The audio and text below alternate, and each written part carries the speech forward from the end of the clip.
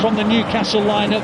He brought 5 of those on to try and turn the game around, but they just couldn't find an opening. And in the end, the Blues, I'm afraid, have gone out of this particular fixture with a whimper. They've still got plenty of points, and they've still got plenty of points to get.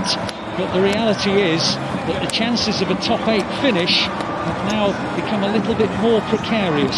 City 0, Leverkusen 2.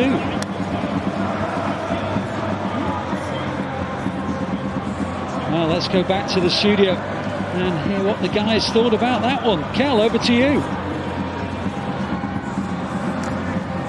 It's full time at the Etihad Stadium. These are pictures from there.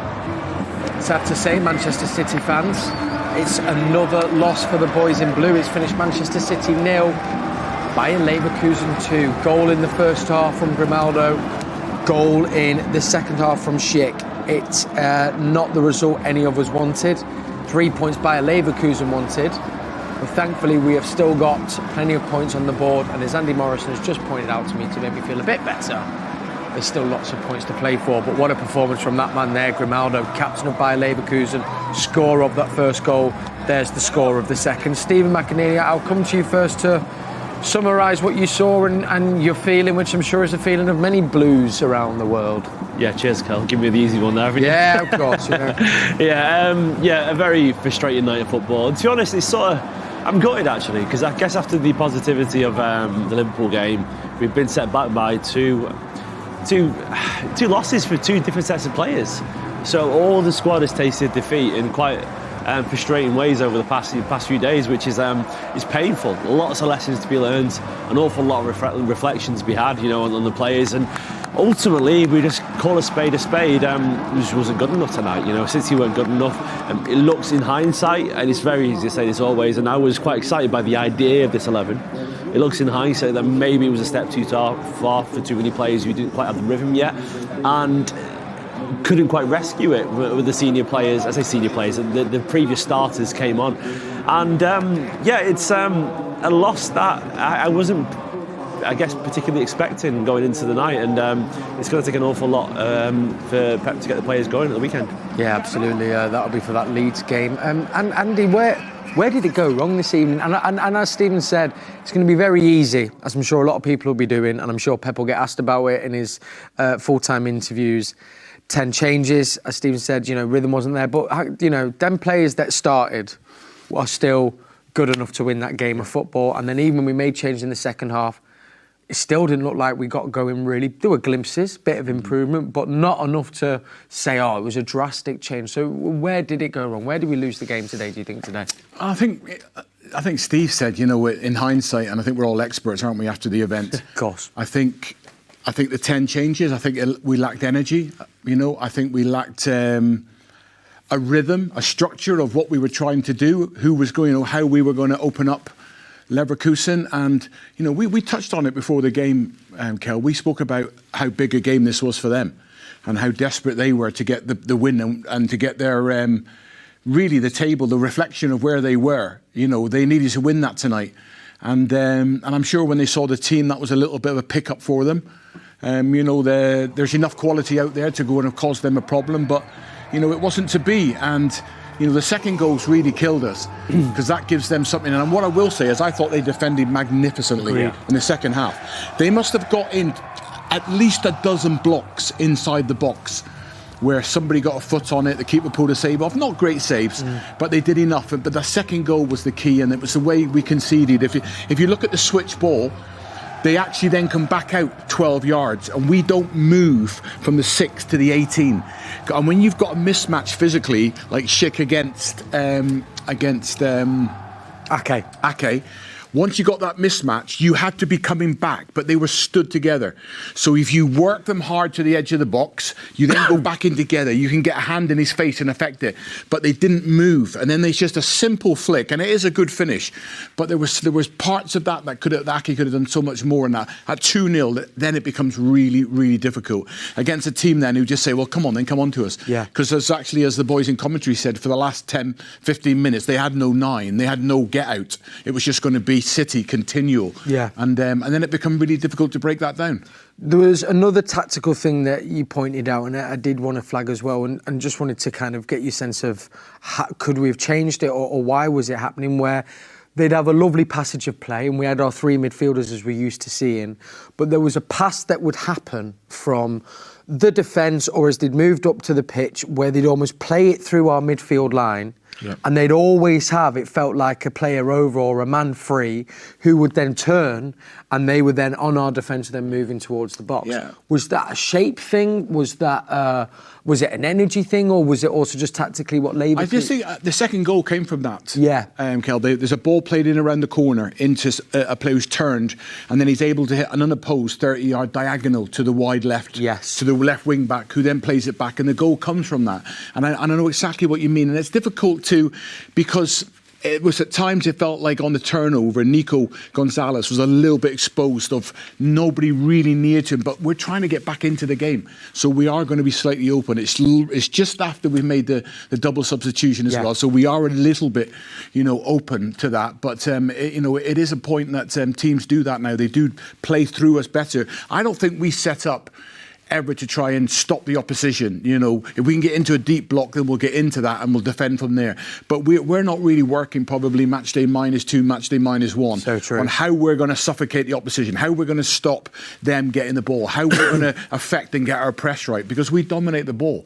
So it is difficult. And I think once we took Doku and Haaland and Foden, I think once those three key players out, there was a lack of creativity and energy. That's how it felt, and then that's how the game panned out, really. And I thought it was different when they came on. There was a different dynamic to the game. There was a different energy, and is that a little bit frustrating? And we don't want to be too unfair, because as you say, there's a lot to be said for players getting rhythm, trying to get up to speed. But we spoke about the fact with this massive change in players, this is your chance to go Pep. This is what I'm about. This is what I'm bringing to the table. And it felt like they didn't seize the opportunity. Yeah, it fell flat. It fell flat, unfortunately, and you would hope, I guess, after the Newcastle game, and given where we're at with the squad right now, so many of these players. I mean, I'm sure they saw that. I'm sure they tried. They obviously would have tried their best. Yeah. Whatever it is, be it conviction, be it confidence, be it rhythm or whatever.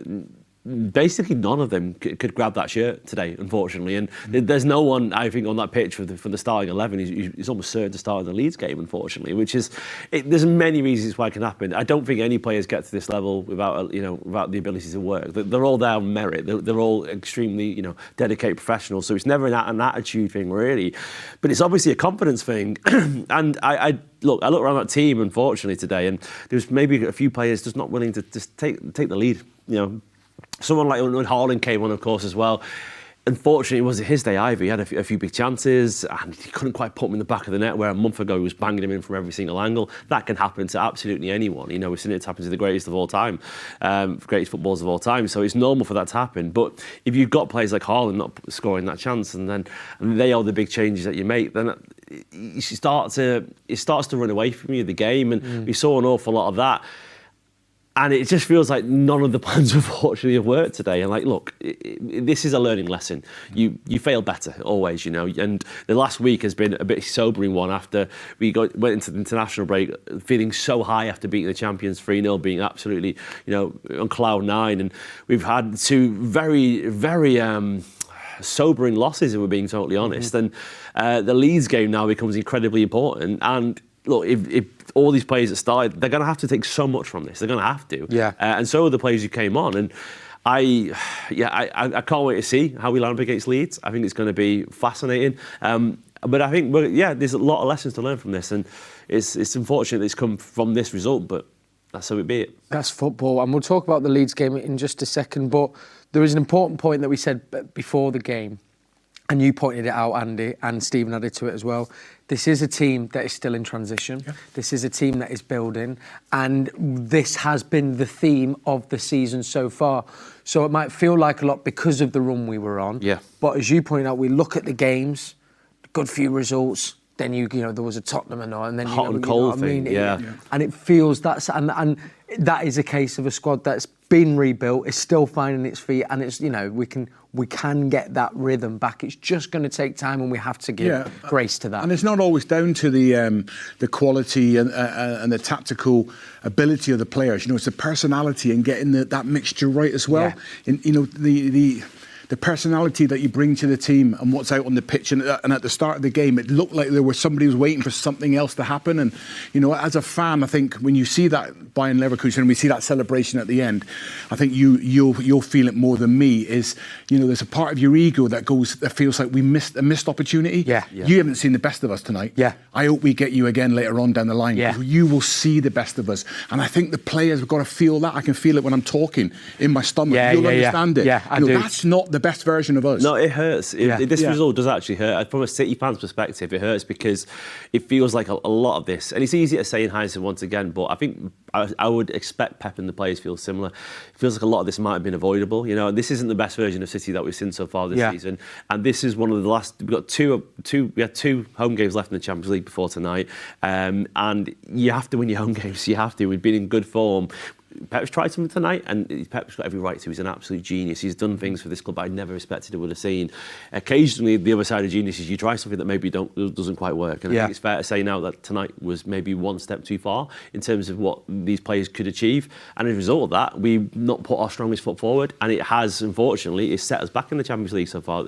It's set us back for our goal, and it's going to be a big 3 games now. Madrid was going to Norway for Bodo Glimt away is going to be hard. And then Galatasaray, you got the returning Sane angle and Gundogan as well. It's going to be interesting, isn't it? So it's going to be tough now. But that is the problem of our own making, and we're going to have to swallow our pride and crack on. Unfortunately. Well, if there's a team that can do it, and if there's a manager that can spearhead it, it's Pep Guardiola. Let's take a look at what that has done to the Champions League table. Then, so obviously we're still sitting in the top 8. There are still obviously teams to play around us: Real Madrid, Liverpool, there, Tottenham as well. But of course they've got PSG.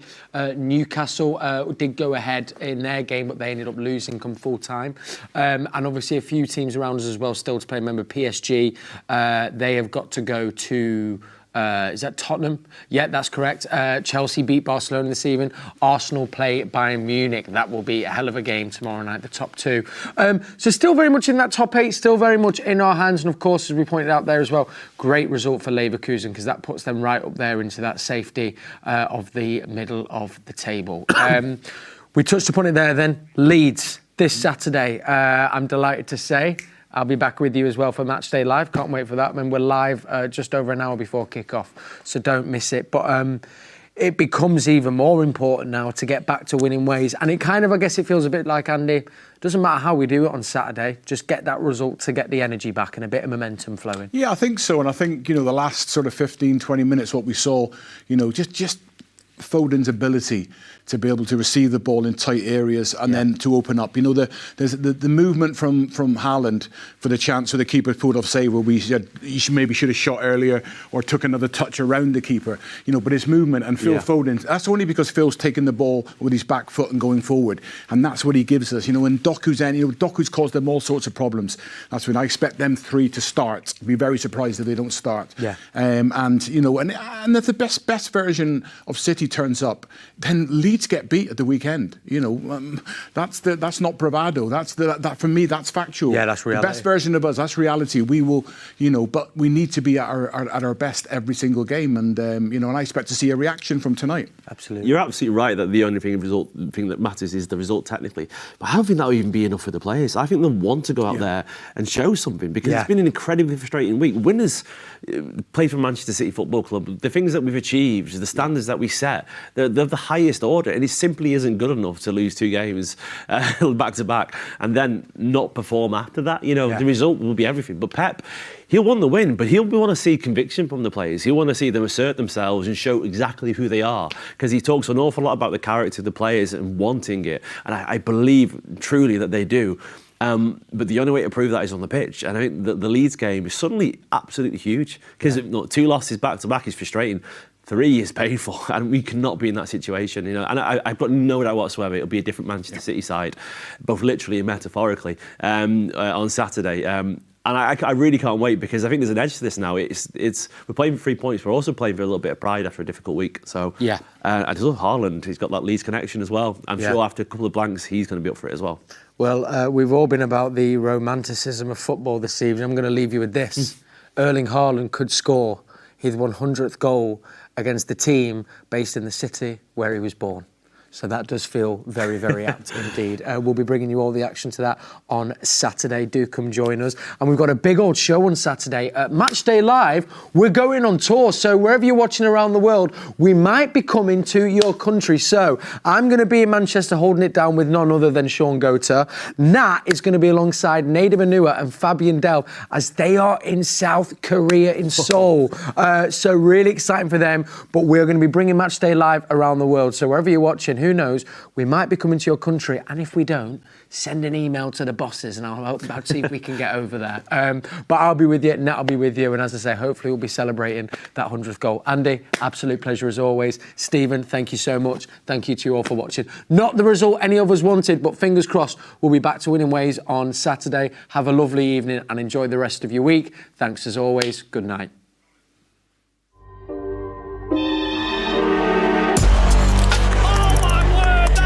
Absolutely incredible from Nico O'Reilly. What a goal that is!